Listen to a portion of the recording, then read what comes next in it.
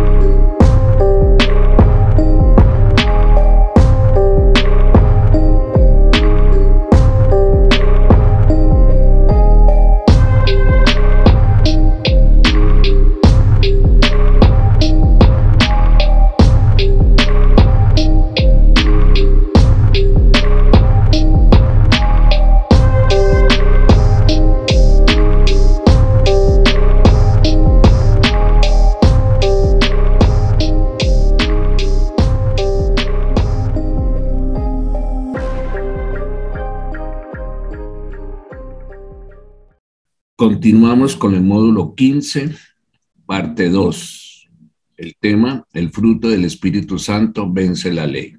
Haciendo un recuento de la parte número 1, habíamos tenido en cuenta lo que se dictó en el taller 2, que era dar fruto del comportamiento. Habíamos hablado que nadie puede dar buen fruto para Dios, es decir, que nadie es bueno sino Dios Jehová. Y citamos en ese momento también a Romanos 3:12, este versículo, donde nos dice que todos se han desviado a una, se hicieron inútiles y no hay quien haga lo bueno, no hay ni siquiera uno. Aquí en Romanos el apóstol Pablo nos dice claramente que nadie puede ser bueno. Solamente puede ser Dios por nuestra condición de caídos. Por lo tanto, el que haga con sus esfuerzos actuar de una manera, entre comillas, bueno, no lo puede hacer porque está destituido de la gloria de Dios y de su presencia. Nosotros podemos hacer obras justas, pero nada bueno podemos hacerlo, porque Dios conoce la intención del corazón de cada ser humano y en ella anida el pecado y la maldad. Eso nos quiere decir, o sea, una prueba de que toda la raza humana en su comportamiento es mala. Nada bueno tenemos y todo malo es lo que estamos predispuestos a hacer. Esa es la condición de la raza humana. También habíamos comentado que la base de esta enseñanza la hemos tomado del capítulo 5 de la epístola del apóstol Pablo de Gálatas. Y la cita era 5:22-26, que nos habla del fruto de 9 gracias y que lo habíamos comparado a un racimo de uvas. Muchos confunden el fruto del Espíritu Santo o lo interpretan mal con los frutos del Espíritu Santo. No son los frutos, es el fruto del Espíritu Santo, una vid, un racimo de uvas que tiene 9 virtudes y que a continuación las vamos a ver, a desglosar una por una. Dentro del contexto teológico, ¿qué significan las uvas? O sea, en el área espiritual. Tener el conocimiento, que es la vid, representa al pueblo de Israel. Acuérdense en que el pueblo de Israel se dividió en 12 tribus, pero es un solo pueblo, que lamentablemente se dividió después por desobediencia a Dios. Y eso lo tenemos en el Salmo 80, versículo del 8 al 9. Pueden mirarlo, analizarlo y estudiarlo. De hecho, en la Biblia se habla de la vid como árbol de la vida, y para el pueblo hebreo siempre fue símbolo de sabiduría y prosperidad. Pero ahora que vino con nuestro Señor Jesucristo, Él mismo lo dijo: yo soy la vid verdadera. Mire lo primero que Él dice, la vid verdadera. Jesús es la verdadera vid porque cumplió con lo que Dios tenía para Israel. Por lo tanto, la vid verdadera está representada por el fruto del Espíritu Santo. Habíamos comentado que mostrar el carácter de Cristo, la presencia de Cristo, se muestra a través del fruto del Espíritu Santo. Si nosotros decimos que tenemos a Cristo en nuestro corazón, debemos de actuar de acuerdo al fruto del Espíritu Santo. así de sencillo. Quien no lo haga, pues no está mostrando el carácter de Cristo, su presencia, y nos muestra también, o él mismo se da cuenta, que no tiene la presencia del Espíritu Santo o que no lo tiene en cuenta para que se manifieste ese fruto que es, según lo que nos ha enseñado Pablo, del fruto que es amor, gozo, paciencia, paz, benignidad, bondad, fe, mansedumbre, que es el fruto del Espíritu Santo. O sea, el fruto principal del Espíritu Santo es ser uno manso y dominio propio. Contra tales cosas no hay ley, pero también tenemos que tener en cuenta que el mayor de esos frutos, de esa virtud, es el amor. Estos son gracias o virtudes que el Espíritu Santo nos da, llamada el fruto del Espíritu Santo. Para resumir, el fruto del Espíritu Santo es esa virtud que sobresale sobre los demás, se llama amor. Está basado sobre el amor. Y la gestión del Espíritu Santo, cómo se mueve, es a través de la mansedumbre. Por eso hablamos de que es una gracia especial del Espíritu Santo. Si nosotros somos mansos, estamos mostrando que estamos llenos del Espíritu Santo, que estamos bajo el control del Espíritu Santo. Y Pablo nos dice que contra tales cosas no hay ley, y lo habíamos explicado qué es la ley. En resumen, podemos decir que ninguna ley puede hacer que se garantice este fruto. Por más que queramos cumplir la ley, los 10 mandamientos, no nos puede llevar a que se manifieste el fruto del Espíritu Santo. La vida por el Espíritu está muy por encima de la ley. La ley restringe, pero el fruto del Espíritu cumple la ley. Ahí es donde nosotros que tenemos que discernir. Y eso está en Romanos 7:25, que dice, gracias a Dios, la respuesta está en Jesucristo nuestro Señor. Así que ya ven, en mi mente de verdad quiero obedecer la ley de Dios, pero a causa de mi naturaleza pecaminosa soy esclavo del pecado. Pablo mismo aquí en este versículo de Romanos 7:25 nos está aclarando que para movernos actuando con el fruto del Espíritu Santo, la respuesta está en Jesucristo, mostrar a nuestro Señor Jesús. Y eso tiene que estar ligado en nuestra renovación de la mente para que podamos nosotros entender y actuar de acuerdo a lo que tengamos nosotros en nuestro corazón. Por eso hemos de pedirle a Dios que nos dé un corazón conforme a Él, un corazón de carne. En algunos textos también lo hablan. De todos modos, aquí Pablo nos habla de que somos esclavos del pecado. Sí, hemos nacido de nuevo, del agua y del Espíritu, somos hijos de Dios, real sacerdocio, todas las promesas que el Señor nos ha dado al recibirlo como su Señor y Salvador. Hijos de Dios, siervos de Dios y discípulos de Jesucristo. Pero no podemos desconocer que nuestra nueva naturaleza no tiene poder por sí mismo de producir el fruto del Espíritu. Necesitamos la presencia y sujetarnos al Espíritu Santo. El Señor Jesús habló sobre el fruto del Espíritu Santo en Juan 15:5, que dice, yo soy la vid, vosotros son los sarmientos, o sea, las ramas. El que permanece en mí y yo en él, ese da mucho fruto, porque separados de mí, nada podéis hacer. Está bien claro que si nosotros no permanecemos en la presencia del Espíritu Santo para que se manifieste ese fruto, no podemos estar mostrando a nuestro Señor Jesucristo, porque a través del fruto del Espíritu Santo permanecemos en nuestro Señor Jesucristo. Y el fruto es lo que Él quiere en nuestras vidas. ¿Qué quiere Dios? ¿Qué quiere el Padre? ¿Qué quiere Jesús? Que nosotros mostremos de acuerdo a nuestro carácter. Recuerden que el Señor va moldeando nuestro carácter. Somos vasos de barro, que no somos de honra, pero que rogamos a Dios que seamos vasos de honra, o sea, para el reino de Él. Él quiere un fruto y ese fruto es el Espíritu Santo. Más fruto y más fruto quiere que demos. No nos estanquemos porque hicimos esto, lo otro, que le dimos la gloria a Dios y nos quedamos ahí. No. tenemos que olvidarnos de eso y seguir adelante dando más fruto. Aquí nos hacemos una pregunta, pero ¿cuál fruto estamos dando? ¿Usted está produciendo algún fruto en su vida? ¿Cuál será? Las obras de naturaleza humana que las vimos la vez pasada, o sea, el pecado y sus deseos mundanos, o el carácter de Cristo. Todos tenemos que hacernos esa pregunta, cuestionarnos. ¿Lo estamos haciendo? Bueno, ya entrando en la recta final de esta segunda parte, decimos que el fruto del Espíritu Santo se conforma por 9 gracias y vamos a ver una por una hasta el tiempo que nos alcance, ¿no? El mayor de todos es el amor y es el primero que nos cita el apóstol Pablo en la mencionada cita anterior del fruto del Espíritu Santo. Ese amor debería estar presente en nuestro corazón, en nuestra vida. Si usted es nacido de nuevo, porque si usted no es nacido de nuevo, no puede mostrar verdaderamente el amor de Dios. Y no lo podemos confundir con el afecto, que es algo natural de todo ser humano. El afecto es una cosa y el amor es otra. El afecto se mueve por emociones, por gustos, por deseos.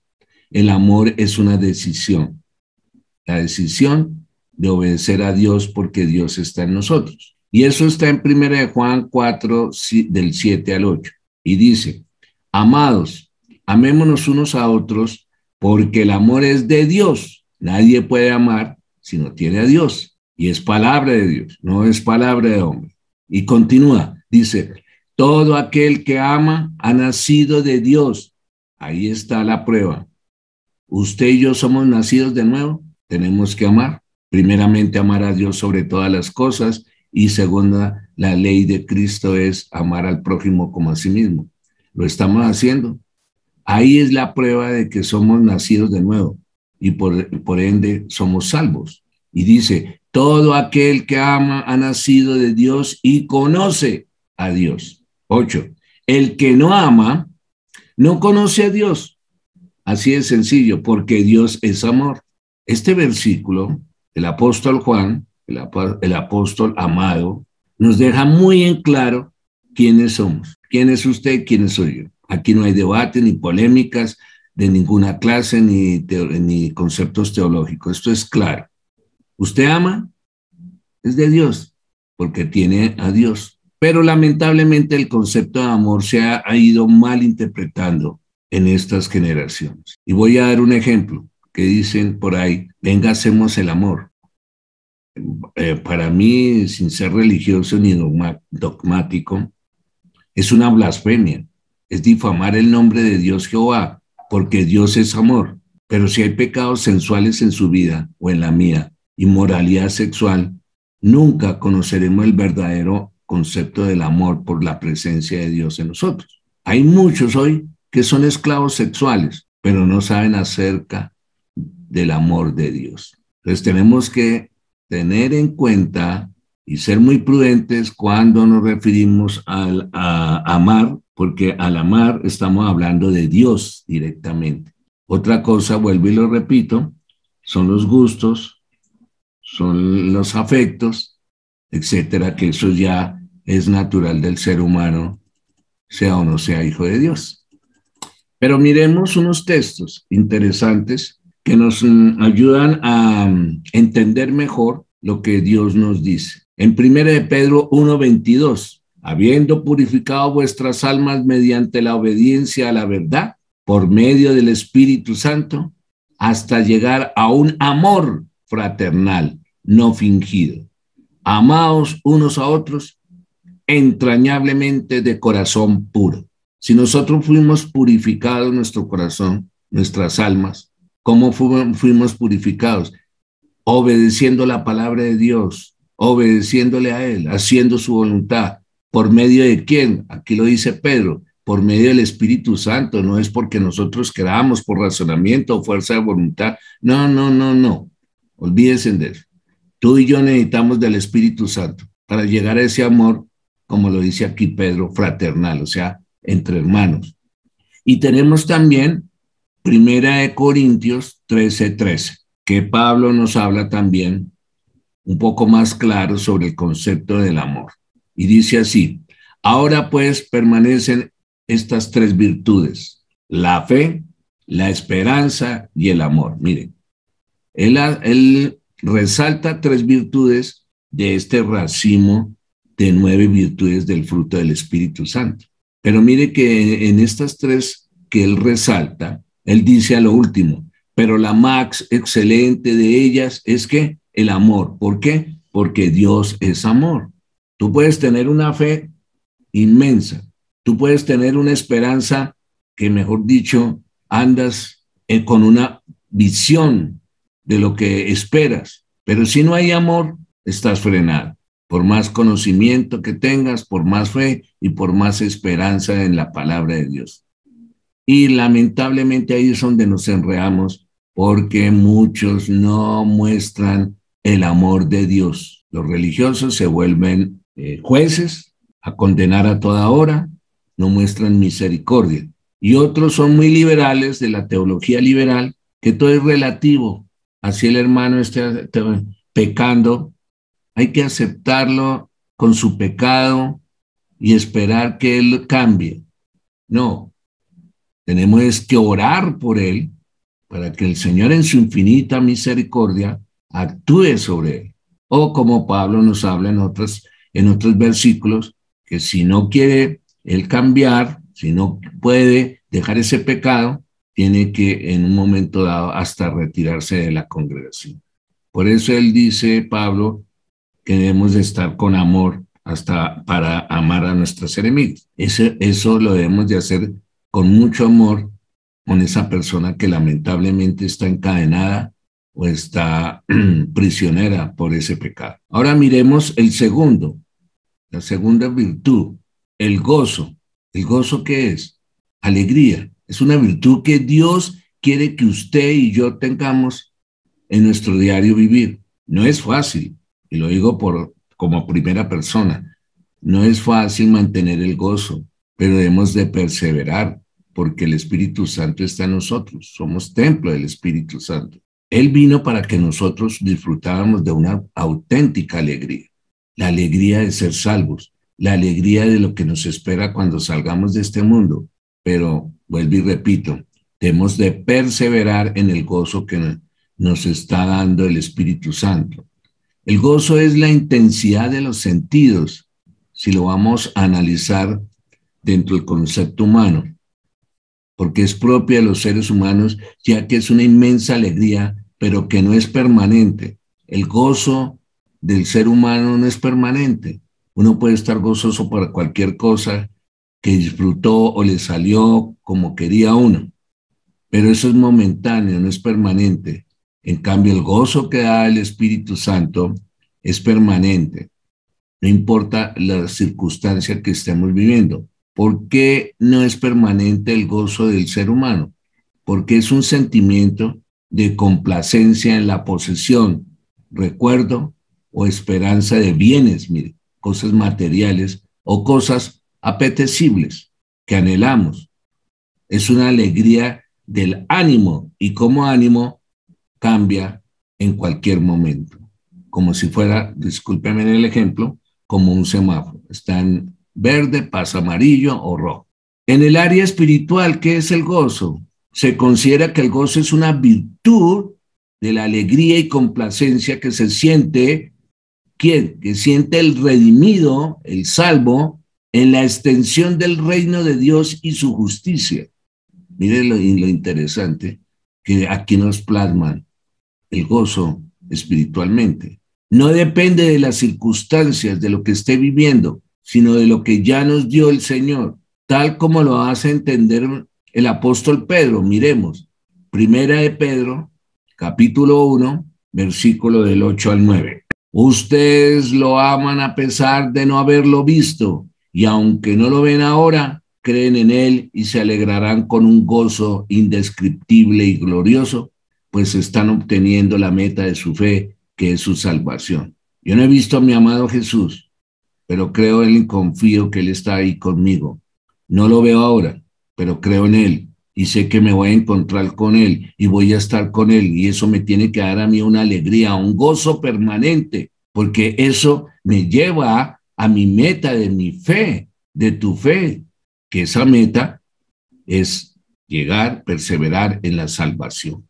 El gozo es un producto de la acción del Espíritu y no de factores externos que provocan felicidad. El sistema del mundo no puede producir esa verdadera alegría, solo puede entretener, aturdir exteriormente tus emociones o mis emociones. Es algo momentáneo, pero no implantarlo de manera duradera en la vida de cada persona.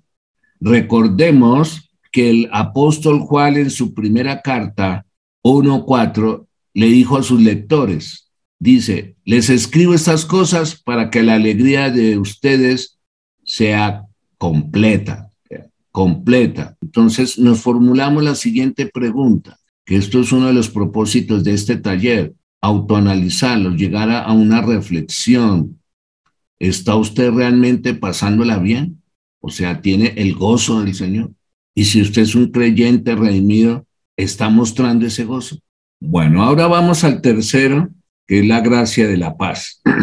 Se ha hablado mucho de paz y hoy en día en estos tiempos tan agitados y de mucha crisis en todas las naciones del mundo, salen famosos líderes hablando de la paz y prometiendo la paz. Mucho cuidado porque en este tercero, esta gracia de la paz, Satanás la va a utilizar para engañar al mundo a través del anticristo, mostrándoles primeramente una paz en todo el mundo y la va a lograr, aparentemente, para conquistar, convencer, engañar a todos los que estén en ese momento aquí en este mundo. Y lo van a adorar porque les va a mostrar una paz falsa donde todas las naciones van a estar en paz. Entonces tengamos mucho cuidado porque cuando venga un hombre a hablarnos de paz mundial, eso no es de Dios. En el concepto religioso, nunca la religión puede darnos esa paz. No importa la religión que tengamos, si no es la presencia del Espíritu Santo y el señorío de nuestro Señor Jesucristo, no podremos tener la verdadera paz. Hablemos un poquito más sobre la paz a nivel de la Biblia. Solo Cristo puede darnos esa paz profundamente en nuestro interior. Y Pablo en Romanos 5:1, mire lo que expresa. Dice, justificados pues por la fe. Estamos justificados, ¿por qué? Por la fe ¿en quién? En Jesús, nuestro Salvador. Y dice, esa justificación por la fe nos da paz para con Dios por medio de nuestro Señor Jesucristo. El problema del ser humano, ese vacío que tiene interior, que nace así, es porque no tiene paz con Dios, no tiene comunión con Dios, entonces no puede tener esa paz. Cuando nosotros llegamos a los pies de nuestro Señor Jesucristo y entregamos nuestra vida, lo primero que nosotros sentimos es esa paz, una paz que no podemos definirla, porque es una paz espiritual, y esa paz es la presencia del Espíritu Santo. Repito, el mundo en el que vivimos está lleno de violencia y nuestra vida cotidiana puede estar marcada por los conflictos y la confusión.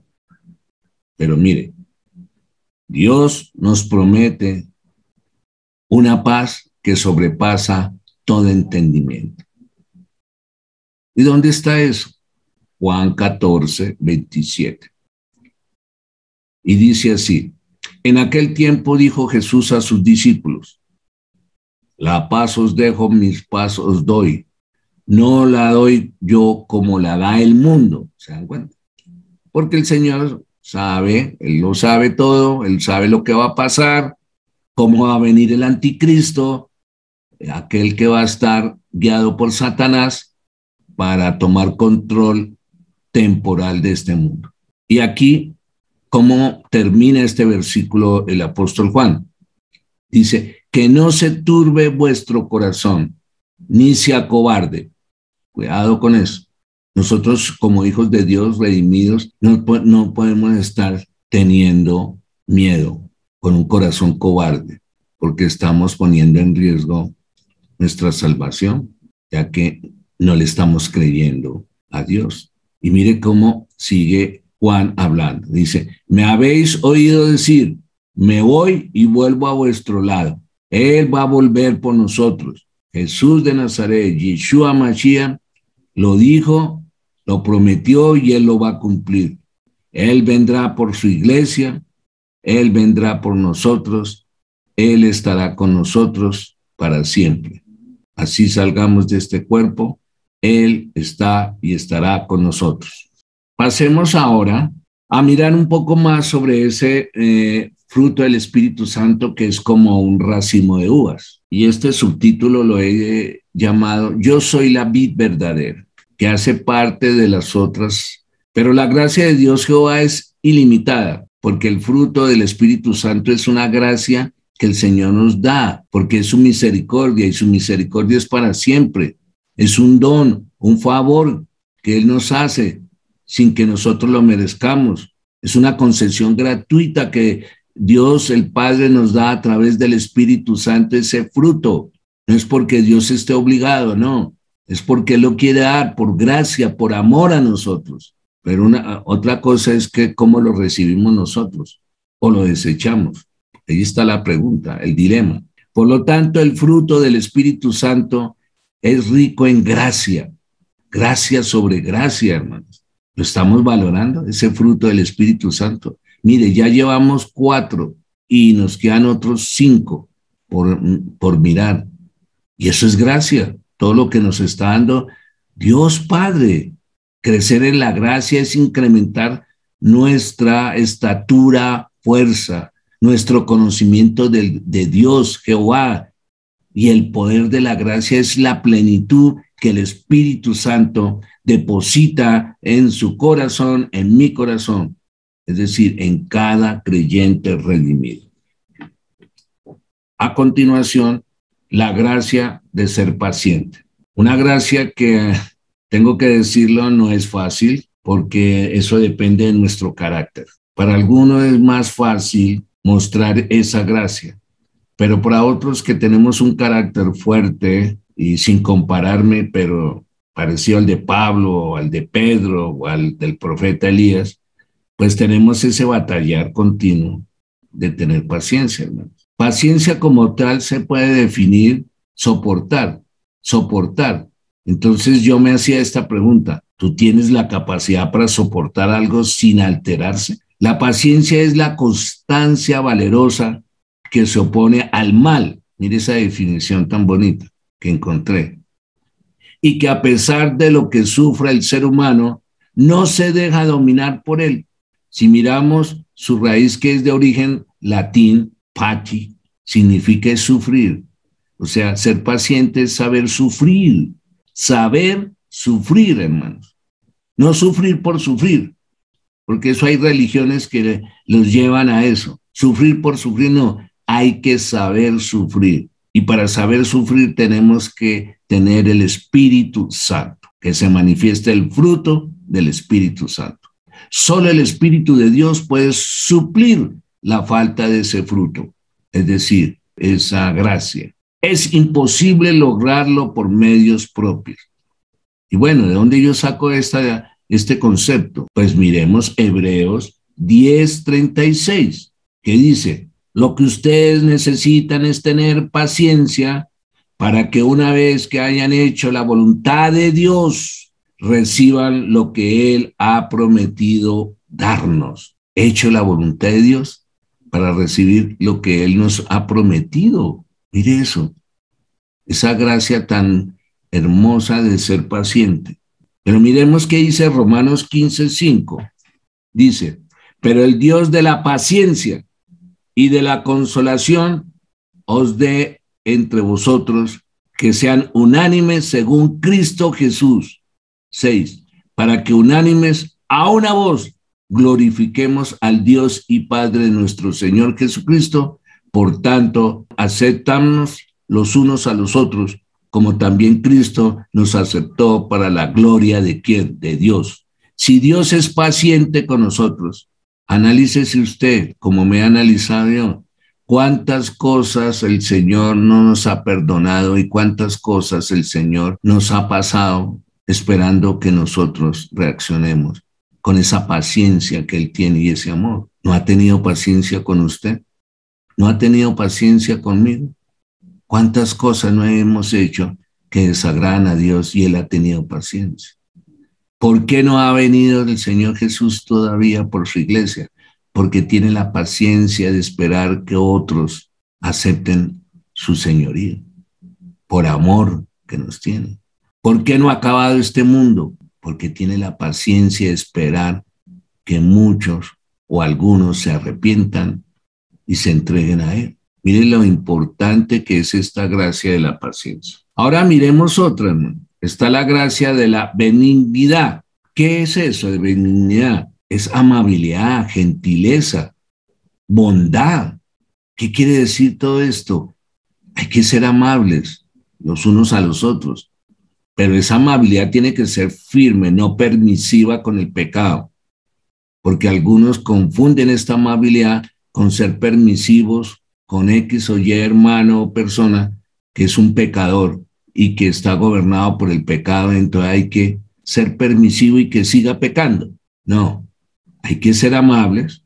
Ese amor nos lleva a ser amables, pero firmes, dice el Señor.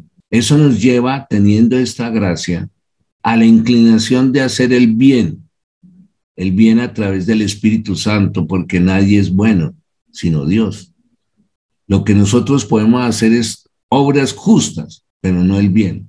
Y eso está en la palabra de Dios. Es un comportamiento virtuoso, hermano. La benignidad o la amabilidad o la bondad, como la quieran ustedes ver. Es la calidad de lo justo que alguien sea a sus obras a través de la presencia del Espíritu Santo. Por lo tanto, nos da la resistencia de no hacer el mal. Ahí está. Una de las formas de resistir el mal, ser benignos. ¿Por qué tengo que vengarme? ¿Por qué tengo que buscar venganza? ¿Por qué pienso en que no debo dejarme y atacar al otro? ¿Por qué? ¿Dónde está esa gracia de la benignidad o de la bondad? ¿Dónde está? Pacientes. En Salmos 18:35 nos dice: me diste a sí mismo el escudo de tu salvación, tu diestra me sustentó y tu benignidad. En algunas otras versiones dice bondad o benevolencia, que me ha engrandecido. En otras versiones dice prosperar.